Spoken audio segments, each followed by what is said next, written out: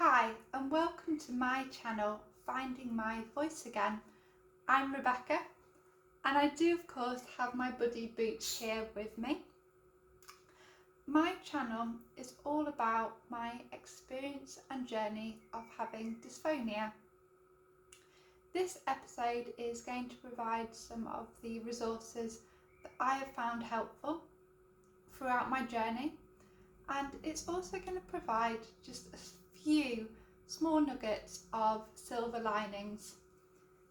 So having dysphonia is unbelievably hard. It's so unbelievably challenging to deal with mentally, physically, socially, emotionally, financially. It has a lot of doom and gloom, and I'm not going to sugarcoat it at all. But there have been just a few things that I've been like, okay, this horrific thing has happened to me, but I'm glad that I've found, these little silver linings, and they might be things that you can resonate with or may not have thought of and think, oh, actually, you know what, I can relate to that. Yeah, you know what, I'm glad I've got that silver lining in common as well. And you may have, your very own personal silver linings. So when it came to resources, one documentary that's available on ITVX, which is ITV channel in the UK, was Lost for Words with Chris Kamara. So Chris is a sports commentator, very well known, very high established, absolutely excellent at what he does. And he didn't have dysphonia, but he did develop very suddenly a voice condition, and he speaks exceptionally honestly about his experience of this voice condition and how it's impacted him, socially, at work, and he also sort of explores the different approaches to managing voice condition. Diagnosis is covered, and for me, this just offered so much comfort that there was someone else in the world that understood exactly what I was experiencing. And it wasn't just that, it was like, finally, there's someone giving a public voice to what I am experiencing. And I was able to share that documentary, with people close to me and be like, hey, this really sums up everything I'm going through that I can't tell you about because I can't speak right now. The documentary was absolutely excellent. It raised fantastic awareness for voice conditions, diagnosis, treatment, and like I say, it provided me with that comfort that I was not alone. And you don't have to have the exact same voice condition to really relate and understand someone else's condition. So on YouTube there are various YouTubers who provide some great advice and information on having types of dysphonia. So one for me was Katarina H, and she provides some really great videos, for example, on how to give yourself sort of like a larynx or laryngeal, I think it's called, massage that can really help soothe and lower the larynx, along with other sort of vocal exercises and sort of general information, understanding like what is muscle tension dysphonia, what is dysphonia, why does that happen. So I found her videos really helpful, along with Liz Bells. She's somebody who has experienced muscle tension dysphonia, and her videos are kind of a mixture of things that have helped her but also her experience.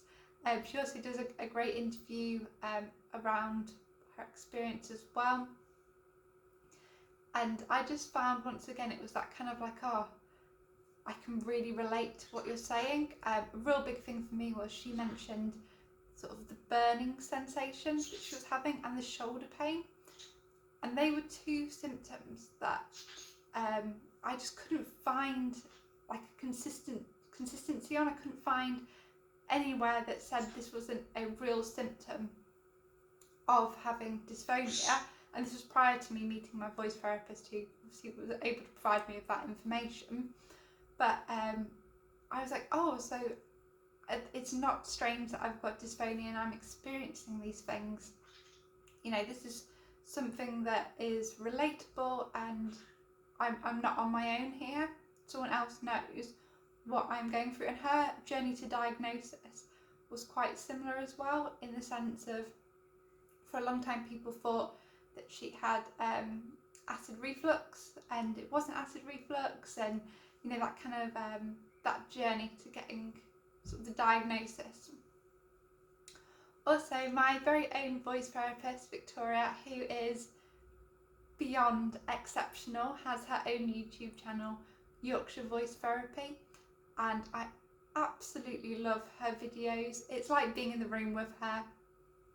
They provide some absolutely fantastic guidance on different exercises that can support you with your treatment and with your voice therapy, and with managing all the different sort of elements of having dysphonia. So what I'm going to do is I'm going to put links to all of these resources in the about this video section, so that if you'd like to explore them, you can. So, silver linings.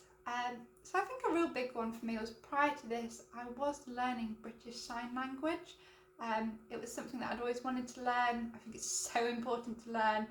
I'm absolutely gutted it wasn't part of the education system when I was growing up, because it is just so vital, for all types of different communities.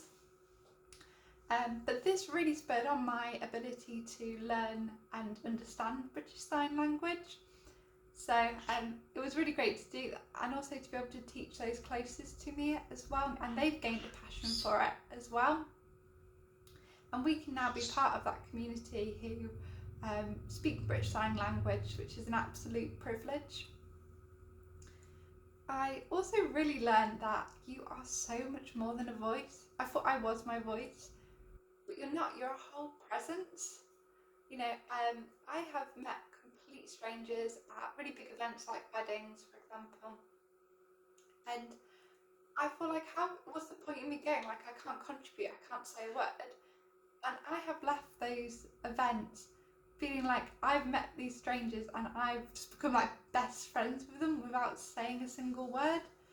And they've really understood who I am, and I just think, you know what, I am more than my voice. I am a presence, and that presence comes without the voice. So my personality can still shine, even if I'm not chatting at 100 miles an hour non-stop. And it'll be the same for everyone. Everyone has a special presence. They bring their personality out in more than their words, and that's a real key learning. It also gave me the chance to really reevaluate my sort of priorities and look at the pressures that I was putting on myself very much unnecessarily, and it made me reprioritise, which I think sometimes is exactly what you need, but you're kind of stuck in the cycle, so you can't. So for me, it's given me a bit of almost like a self-assessment, and I'm like, okay, I needed that actually, and I would never have done it without this. So I'm glad I've had that time to reprioritise and reassess what I need, and what I need from my future, and what it means, from all sorts of different angles, and what I need to put as my top priorities. And certainly health is right up there. So that was a really good thing for me. I was lucky enough as well to have talking therapy, and that for me was kind of like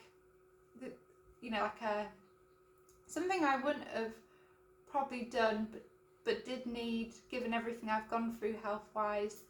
And it's made me recognise a lot of different traits and a lot of different thought waves and a lot of processes that I do, and made me look at them very differently in a really good way. And I'm really glad that I had those sessions, because it's made me realise, most importantly, that I can just be okay. I do not need to be, you know, exceptionally happy, centre of attention, you know, highly pressurising myself. You know, I can just be okay, and everything can just be okay, and it's really great that things are just okay. It also taught me to express when things aren't okay, and that is absolutely fine. The way that is received is just with love and care and comfort, and sometimes that's actually all you need. And I'm really glad that I've had those sessions to really understand, you know, why I felt the way I did around the dysphonia as well, and give me a bit of peace and acceptance and understanding. So that's really sort of, in a nutshell, the resources I found helpful, and just a few of my own personal silver linings. So I do hope that this video helps you as well. So the next video was not on my plan of videos to do, but it's going to be talking about how I managed going to my first concert with Dysphonia. I am a huge, cannot express my love for the music of Elton John. Like, I just, huge fan, mega fan. And I was so fortunate to see him on his farewell tour a couple of weeks ago. I had the best time of my life, and I just want to talk through how I managed that, because it is daunting when you've got dysphonia, because you worry it's not going to be the same experience as you probably envisioned, you know, prior to having dysphonia. But I just had an absolute blast. So that will be my next video, and I think you can apply what I say to all sorts of different events, and it doesn't have to be a concert. I think it can be applied to things like parties or weddings or anything really. So yeah, I look forward to sharing that with you. So for now, from me and Boots, it's goodbye, and we hope you have a really good day. Thank you so much for watching, and do feel free to subscribe or add any comments. Thanks very much.